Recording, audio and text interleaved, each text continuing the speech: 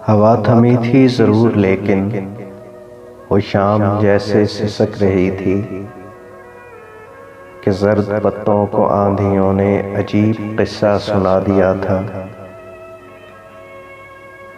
कि जिसको सुन के तमाम पत्ते सिसक रहे थे, बिलक रहे थे। न जाने किस सान है कि गम में शजर जड़ों से उखड़ रहे थे। बहुत तलाशा था हमने तुमको, हर एक रास्ता, हर एक वादी, हर एक पर्वत, हर एक घाटी, कहीं से तेरी खबर ना आई। तो हमने भी ये कहकर दिल को टाला, हवा थमेगी तो देख लेंगे, हम उसको रास्तों में ढूंढ लेंगे। मगर हमारी ये खुश ख्याली जो हमको बर्बाद कर गई थी। हवा थमी थी ज़रूर लेकिन बड़ी ही मुद्दत गुजर चुकी थी।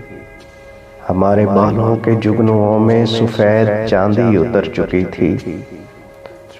फलक पे तारे नहीं रहे थे, गुलाब प्यारे नहीं रहे थे।